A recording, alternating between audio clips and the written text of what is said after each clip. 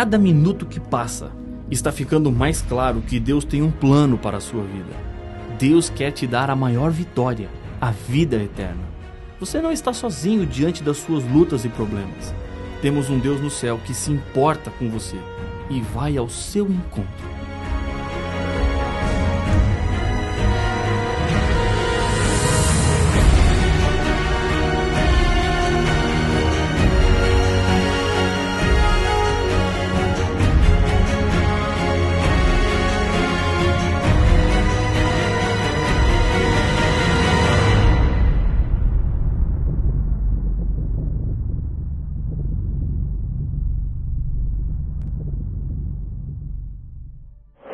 No livro do Apocalipse, encontramos várias vezes a referência ao número 7. E o estudo que faremos agora fala sobre este número. Dentre as muitas figuras do Apocalipse, os 7 selos é uma das profecias que mais alimentam a imaginação das pessoas com relação ao fim do mundo.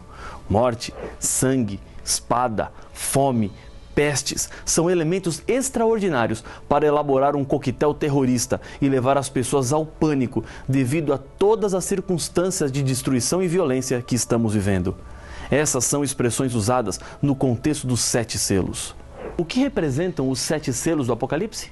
Assim como as 7 igrejas, eles representam 7 períodos que a igreja viveria desde a sua fundação até a segunda vinda de Jesus a essa terra, que é o conteúdo de um dos selos. Da mesma maneira que um historiador poderia decidir escrever a história da igreja em 7 volumes, cada um abordando uma época, Deus nos revelou por antecipação as características básicas de cada período ou época pelos quais a igreja passaria. Cada selo seria equivalente a um volume. Ao abrir cada um dos selos, João vê o que iria acontecer desde os seus dias até o fim da história do mundo. O livro do Apocalipse não pode ser estudado nem entendido de qualquer maneira. Existem 2 bases sólidas para nós não nos perdermos nos símbolos do Apocalipse. Primeira base, a interpretação dos símbolos deve ser feita com base em outros versos bíblicos. Segunda, a comparação da revelação de Deus com a história. O primeiro selo fala das características básicas da igreja do primeiro século, período dos apóstolos, e o 6º selo aponta para a segunda vinda de Jesus, que finalmente acontecerá no 7º selo. Os 4 primeiros selos falam sobre cavalos e cavaleiros. Apocalipse capítulo 6, versos 1 e 2, fala do primeiro. Vi quando o Cordeiro abriu um dos 7 selos, e ouvi um dos 4 seres viventes dizendo, como se fosse voz de trovão, vem. Vi então, e eis um cavalo branco, e o seu cavaleiro com um arco, e foi-lhe dado uma coroa, e ele saiu vencendo e para vencer. Essa época dos apóstolos coincide também com o período da igreja de Éfeso. Eles receberam a doutrina pura de Jesus para pregar. Enfrentaram muitas lutas, em um tempo de guerra entre a verdade e a mentira, mas em momento algum, os primeiros cristãos permitiram que a doutrina fosse manchada. Foi um período de grandes vitórias espirituais, como no dia de Pentecostes, quando 3.000 pessoas foram batizadas. Logo depois, já existiam 5.000 cristãos. Outro acontecimento de muita importância foi a conversão de Saulo, que era um perseguidor da igreja, e transformou-se em um pregador e autor de 14 dos 27 livros do Novo Testamento. Ele foi um dos grandes responsáveis para que o evangelho fosse levado a todo mundo. Essa era a pregação na época do cavalo branco, e essa doutrina pura de Jesus é aquela que está estampada em toda a Bíblia. A Bíblia é quem nos apresenta a verdade. Uma pergunta que talvez você já tenha se feito é, se a Bíblia é uma só, por que existem tantas religiões? A resposta é simples. Existe muita opinião pessoal quando o assunto é a verdade bíblica, mas essas opiniões não podem ficar acima daquilo que a Bíblia diz. Precisamos voltar ao tempo do cavalo branco, quando apenas a verdade era pregada, sem interesses pessoais ou questões políticas por trás, motivando no que é e o que a igreja deveria ou não deveria acreditar. O segundo selo marca um período diferente. Quando abriu o segundo selo, ouvi o segundo ser vivente dizendo, vem. E saiu o outro cavalo, vermelho. e ao seu cavaleiro foi-lhe dado tirar a paz da terra para que os homens se matassem uns aos outros. Também lhe foi dada uma grande espada. Apocalipse, capítulo 6, versos 3 e 4. A cor vermelha e os símbolos deste selo falam sobre o derramamento de sangue. Esse foi um período marcado pelas perseguições do Império Romano contra os cristãos, que preferiam morrer a ter que renunciar à fidelidade a Deus e à sua palavra. Este selo começa com a morte do último discípulo, João, no final do século I e vai até o ano 313, quando o imperador Constantino assina em Milão o Edito de Tolerância. Esse é o mesmo período que corresponde à igreja de Esmirna. Logo em seguida, vem o terceiro cavaleiro. Diz o Apocalipse: quando abriu o terceiro selo, ouvi o terceiro ser vivente dizendo: vem. Então vi, e eis um cavalo preto e o seu cavaleiro, com uma balança na mão. E ouvi uma como que voz no meio dos 4 seres viventes, dizendo: uma medida de trigo por 1 denário, 3 medidas de cevada por 1 denário, e não danifiques o azeite e o vinho. Apocalipse capítulo 6, versos 5 e 6. A igreja que enfrentou lutas para manter a pureza de suas doutrinas e que viu ser derramado o sangue de muitos fiéis por não renunciarem à fidelidade, agora é representada pelo preto, o oposto do branco. O preto representa aqui as trevas, por causa do pecado e do afastamento das verdades de Deus. A igreja, que era pura, contaminou-se com uma montanha de tradições e costumes dos pagãos. Com a queda do Império Romano, a figura dos imperadores desapareceu e com isso surge a figura do bispo de Roma como detentor de poder político, espiritual e social. O período do cavalo preto marca o tempo que vai até o início da Idade Média. Todas essas mudanças estavam previstas na Bíblia. Paulo profetizou sobre um tempo em que as doutrinas seriam mudadas. E que, dentre vós mesmos, se levantarão homens falando coisas pervertidas para arrastar os discípulos atrás deles. Atos capítulo 20 e o verso 30. A balança na mão do cavaleiro representa o espírito de comércio e materialismo que entraria na igreja. 1 denário era o salário de um dia de trabalho, com o qual se comprariam apenas 654 gramas de trigo ou menos de 2 quilos, 1.962 gramas de cevada. Isso é o símbolo de grande escassez da palavra de Deus, proibida nesse tempo, que produziu fome espiritual entre as pessoas. Muitas doutrinas bíblicas foram deixadas de lado e entraram no seu lugar. Doutrinas que eram dos pagãos, que adoravam ao Deus Sol e não ao Deus verdadeiro. Nesta época, Constantino emite a lei dominical, mais antiga que se conhece. Ele instituiu por decreto o domingo como dia do Senhor, ao invés do sábado bíblico. Poucos fiéis se mantiveram respeitando a verdade bíblica. O azeite representa o Espírito Santo e o vinho representa o sangue de Jesus Cristo derramado pelos pecadores. A esses foi dada uma ordem para que não fossem danificados. Em todos os tempos e em todas as eras, Deus sempre teve seus filhos que não se corromperam e nem abandonaram a verdade. O quarto selo apresenta o quarto cavalo e seu cavaleiro. Quando o cordeiro abriu o quarto selo, ouvi a voz do quarto ser vivente dizendo: vem. E olhei, e eis um cavalo amarelo, e o seu cavaleiro, sendo esse chamado Morte, e o inferno o estava seguindo, e foi-lhes dada autoridade sobre a 4ª parte da terra para matar a espada, pela fome, com a mortandade e por meio das feras da terra. Apocalipse capítulo 6, versos 7 e 8. Hades, aqui traduzido por inferno, quer dizer na verdade sepultura. A visão do cavalo amarelo simboliza o período do qual se consumou a degradação da igreja cristã. Essa degradação teve início no período simbolizado pelo cavalo vermelho, acentuou-se com o cavalo preto e tornou-se terrível com o cavalo amarelo. O período histórico corresponde do ano 538, com o decreto de Justiniano, até 1517, o começo da Reforma. As doutrinas puras são pisoteadas cada vez mais e os cristãos vão se aproximando do paganismo, perseguindo assim os cristãos que decidiram permanecer fiéis à doutrina pura da Bíblia. Por trás desse processo triste que envolveu o cristianismo, havia alguém que um dia se levantou contra Deus no céu e tentou tirar a soberania de Deus, tentou destruir a Bíblia e colocar-se no lugar dele. Lúcifer foi se infiltrando devagar no cristianismo. Os mandamentos de Deus são substituídos por mandamentos de homens. A partir do quinto selo, não aparecem mais cavalos. O período de tempo avança e os detalhes da profecia bíblica podem ser todos percebidos na história. Quando Deus fala do futuro, não apresenta possibilidades, ele fala de realidades.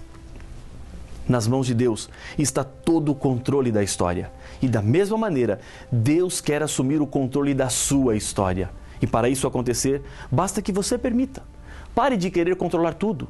No quinto selo, a Bíblia diz: quando ele abriu o quinto selo, vi, debaixo do altar, as almas daqueles que tinham sido mortos por causa da palavra de Deus e por causa do testemunho que sustentavam.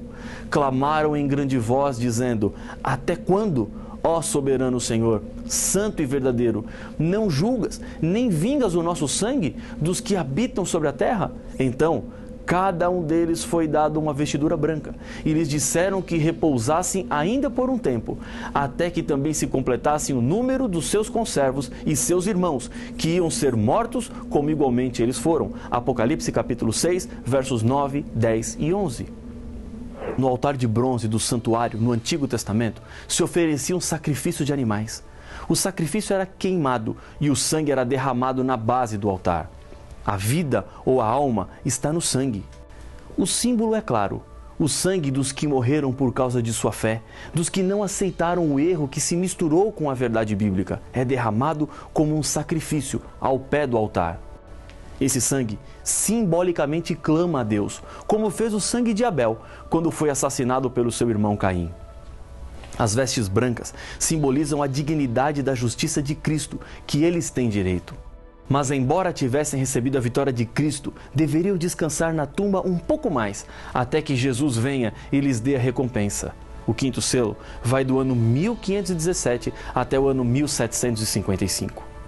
Outros 2 selos ainda precisam ser abertos. Agora é o sexto selo, que começa com sinais da natureza e termina com a volta de Jesus. Vi quando o Cordeiro abriu o sexto selo e sobreveio grande terremoto. O sol se tornou negro como saco de crina e a lua toda como sangue, e as estrelas do céu caíram pela terra como a figueira, quando abalada por vento forte deixa cair os seus figos verdes. Apocalipse capítulo 6, versos 12 e 13.